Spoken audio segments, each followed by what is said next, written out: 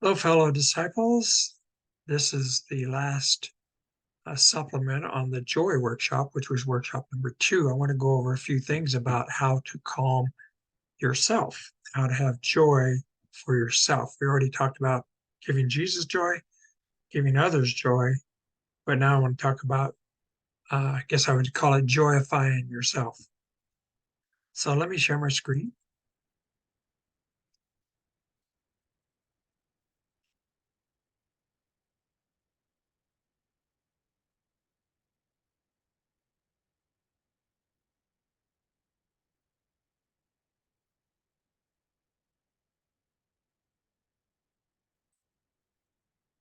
Joyifying yourself or bringing joy to yourself. Workshop number 2, supplement 3. Excuse me. I want to talk about this because I think it's important that you and I understand that Jesus wants us to have full joy. And I know in the past we've known that, but I don't know that we approached it correctly. In John 17:13, it says, Jesus says, I am coming to you now. He's talking to the Father. But I see these things while I am still in the world so that they may have the full measure of my joy within them.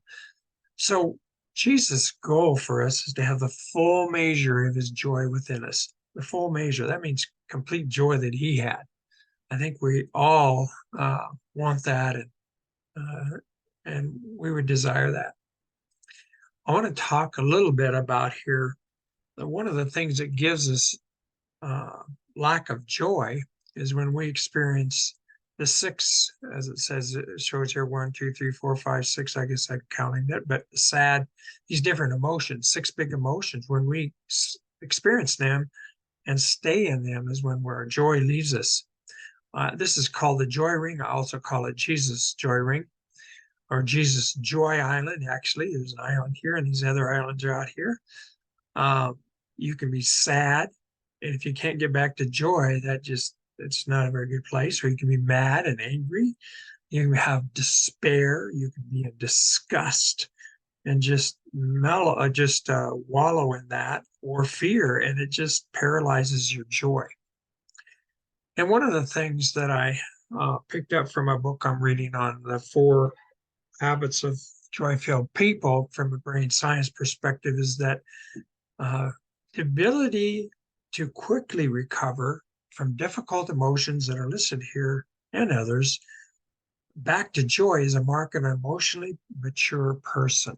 We all have, it's not wrong to get into these, but the quicker we can get back, the more mature we are emotionally. And that's our goal, become a mature person in Jesus. Excuse me. And we've already talked about some of these in our our second lecture. Ways to kindle joy within you when you are off Jesus' joy island or the joy ring. Number one, we talked about practicing shalom, which was like tapping uh, and taking a deep breath. And there are other things that I can give you um, a, a link to that Chris Corsi, I think, talks about to shalom your body, to practice that, to get there be more peace in your body. Another thing we can do is number 2 here is work on making relationships more important than problems. Yeah, joy is basically a relational term. Uh, if you have joy, you are good relationally with other people. You experience people who are glad to be with you, and it gives you joy, relational joy. Work on making relationships more important than problems. That means we have to change our mind about how we think about things and how we dwell on things. And if we dwell on the negative things that we've experienced, then it's hard for us to make the person, in spite of what they do, more important than the problem they've created. Another thing that we'll talk about a little bit more is practice gratitude. And I'll talk a little bit more about how to do that here in this lesson.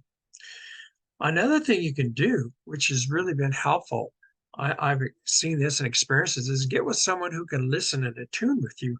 That is, they can do flan with you. And in a good way. And when that happens, you're able to resolve things a lot better. You're able to work through your emotions that you have and return to joy as well. There's a little book that I just mentioned that talks about 4 habits of joy-filled people. And this is a book by Marcus Werner and Chris Corsi from the Life Model Works. I don't know if you can see it here. Maybe, I don't know. There you go. Maybe, I don't know if it's going to work on here. Anyway, I guess there you can. And in this book, he talks about how God created our brain. And since this book is a brain science book, looking at joy from a brain science perspective, they really focus on how you get joy in your brain. If you want to look at that more from your brain, how your brain works to give you joy. So if you want to study that out, it's a good little book. 4 Habits of Joy-Filled People, 15-minute brain science hacks to a more connected and satisfying life, just published this year. Your brain and your being was created to function best in a state of joy. And they mentioned that in the book, that's what God created us. Everything functions better in a state of joy. The 4 habits that they go over, and I won't cover all these because we've already covered some of them. One of them is calming yourself. We just talked about the different things you can do to calm yourself. You can listen to music. You can take a deep breath. You can do the tapping exercise. You can do other things. But I want to go into the second one a little more in depth, practice appreciation. That's interesting that lots of times when we try to be grateful, we'll just list things we're grateful for. But in this book, it says not just saying or writing down what you're grateful for. You need to not just do that, but you need to practice appreciation by giving yourself permission and time to enjoy the little things in the midst of all the junk. In other words, if you're outside listening to the birds sing or watching the clouds go by or smelling maybe someone's cooking a great dinner and you can hear it, smell it even outside. Take time to savor that. Take time to really appreciate it in the sense of practicing that appreciation in your senses and in your heart, not just in your mind. It needs to come into your heart. And they said, give yourselves permission and time to enjoy the little things in life in the midst of all the junk. That means we have to slow down and smell the roses, if you will, in a real time. Take time to savor it for 5 consecutive minutes, 2 to 3 times a day. Jim Wilder says this, and he says, if you do this, it can change the chemistry of your brain and becomes the new normal instead of fear. So it's a way to change your brain, basically, is that if you do this practice, your brain will come more to a joyful status. You'll come more to joyful, and you won't be responding to fear as much. Another habit is storytelling. And the authors say that if we tell stories to each other about times we were able to return to joy or handle emotion well, or when you felt the emotion, but still handle yourself like a mature adult, that this will increase your confidence and help your brain learn that upsetting emotions are not the end of the world. So you're retraining your brain if you have a lot of fear or lack of confidence that anything's ever going to work out, and in your mind you say, oh, it's just not worth it, it's not going to work, it never will, nothing's going to turn out good. If you focus on telling stories when things did turn out good, when things were you were successful in overcoming some of the things that you came through, it will help you. And that's what a mature adult will do as we come to that particular type of maturity. Um, it's it's good to tell these stories to each other and tell them to the children, because it's going to bring in their mind, hey, it is possible to overcome this. This isn't hopeless. We have done this. This has helped us uh, in many ways uh, to gain confidence. If you if you're able to overcome more and more, it gives you confidence. I remember we moved to Denver from Milwaukee, and we didn't have any house or anything. We didn't know what we were going to do. We got over here to Denver. Our kids were supposed to start school the next in a couple of weeks. We didn't have any jobs, and so lots of times I tell that story to our kids. And well, what happened was God gave us a place to stay. God gave us jobs, and we were able to get our kids into school on time, and everything just worked out. Even though we had nothing, that when we came over here in a in a truck uh, filled with all our stuff, we had no place to stay. It had to be unloaded somewhere in 2 days, and the truck returned. And so, but it was just great to see how God handled that. God worked it out, and it gave me confidence in God that He'll work whatever you need to help you out. It also gives you internal confidence that in God, and gives you confidence that, hey, God is here. He's going to work things out. And so you can overcome upsetting emotions in that way as well. Tell stories, tell good stories about when you were able to return to joy, or things worked out well, handled an emotion well, or you felt just felt a victory. The fourth thing they mentioned is to attack toxic thinking and replace it with good, true, positive thoughts. Beliefs, the book says in page 145, correct or incorrect ones, play a major role in our emotions. So if we change the incorrect beliefs and attack toxic thinking that continues in our mind, our beliefs, our new beliefs, will update our emotions and peace will return. This is part of what is behind Philippians 4. So we need to take control of our beliefs and change our beliefs. And it says this in Philippians 4: finally, brothers and sisters, whatever is true, whatever is noble, whatever is right, whatever is pure, whatever is lovely, whatever is admirable, if anything is excellent or praiseworthy, think about these things. Notice Paul is directing us to think about these good things, not the bad things that lots of times run rampant in our minds, but think about these good things. And whatever you have learned, received, or heard from, or seen in me, put it into practice, and the God of peace will be with you. So peace will come if we change our thinking. It's a biblical as well as brain science truth. And so let's practice that. I wanted to share with you something I just came across this week, 12 habits. People who stay happy have these 12 habits. And so I'm going to share this, but I also want to mention that after you've practiced some of these, or you can help other people with these things in this lesson as you experience them, to bring them joy as well. But let's look at the 12 habits here just briefly. Let me see if I can stop my share and share another screen.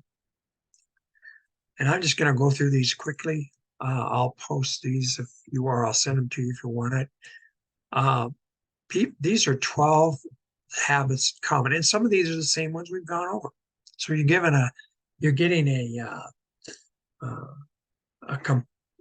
sort of a combination from different sources of the same thing. Here's the URL from hackspirit.com. Here are the things they say. People who are happy start their day with gratitude. Well, we've heard that before. They stay in the present. In other words, yesterday is history, tomorrow is a mystery, but today is a gift. That is what is called being present. Happy people really take this to heart. Instead of stressing over past mistakes or worrying about the future, what it might hold, they focus on the here and now. They surround themselves with positive people. And you remember the Bible talks about how bad company corrupts morals. Well, bad company can also corrupt your heart and your positive and your joy. That doesn't mean we don't ever talk to people who are not joyful. Of course we do, but we don't stay around them all the time unless they're willing to change. They practice regular physical activity. Physical activity helps your whole body function better. Moving your body can do wonders to your mood.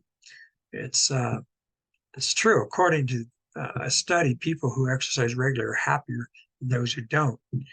And so, doesn't have to be anything strenuous. A brisk walk around the block can make a world of difference. And the secret is that your body produces endorphins, and when you exercise, and they're mood lifters. So there's again, your brain functions best when you are in joy, and this is part of a joy state. Number 5, they give more than they take. In other words, one of the most beautiful things it says about happy people is that they believe in the power of giving. They understand that true happiness doesn't come from material possessions or self-interest, but from helping others and making a positive impact in their lives. And the Bible talks about that, how uh, uh, joy is not going to come from how much money you have. You can't serve God and mammon. It's not going to bring the true happiness and joy that you want to have that lasts. The 6th thing is embrace failure as a learning opportunity. So this takes a change in mindset, because if you do something wrong or you make a mistake, if you keep beating yourself about it, I'm no good, I can't, why did I do? And I used to do this a lot. Then it just creates lack of joy. But if you embrace this failure, okay, God's doing something here. Something is going to work out. I remember I was working at Generac in Milwaukee, Wisconsin, and I was sharing my faith with my supervisor. And before I got home, I was fired. She said I talked too much religion. And she didn't like it. Anyway, I had to realize, hey, God's got something else in mind. And I didn't really want to work at boxing up generators at Generac. Anyway, and within 2 or 3 days, I think it was, I had a job at uh, uh, a, and a testing plant for the state of Wisconsin, uh, a lab which they tested uh, the sulfur content of the coal that was coming into their state. And so I really wanted to work in a lab. So that was a step toward that. And then 3 months later, I had this other job in an inorganic environmental lab. So God worked it out. I just had to trust, hey, he's going to take care of it.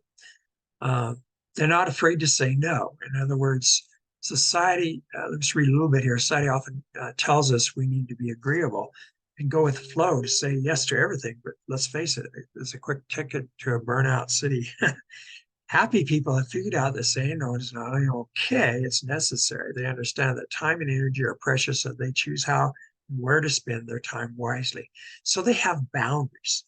And so it's important to be able to be okay with boundaries, not feeling guilty that you can't do so much. I'm still working on that, because I would like to do so much things, but as I get older, I can't do as many. And so I have to have boundaries and not to overcommit or stretch myself too thin, because it has effects on my body as well. And so I've been saying no a lot more, and I'm happy with that. God's given me the ability uh, to be content with that. Number 8, they nurture their relationships. Maintaining strong, positive relationships can significantly boost your happiness levels. And we need to maintain these good relationships. Be there. That's why a discipling relationship, even, or you just say a per partner relationship is so good. You get together, you develop in that relationship, you continue to, and the relationships you've had in the past. Celebrate the good times, and those can bring about the memories, which we can talk about, tell stories, good things, which will also bring the joy, which we talked about earlier. They have time for themselves. And you remember Jesus went up by himself to pray at night and other times. And so we need a break from things. We need to calm. That's part of calming ourselves too. Interesting, this statement says you can't pour from an empty cup. Uh, and so you need to fill up your cup and take care of yourself. Take time. That's why it's good to have a time. You take a break each week, or take a time out to go in the mountains. Take a time to go out and just be there with God, and maybe with your wife or friend. Just be there by even alone, and or even here, dedicate at least 15 minutes a day to a hobby or activity you love, whether it's reading, gardening, listening to music. So you're taking a break from the hustle and bustle of your job and what's going on, and just so you can rest, and you can take some time to think. This guy says, I started carving out some me time in my schedule. It could be as simple as enjoying a cup of coffee in silence, reading a book, or taking a leisurely walk.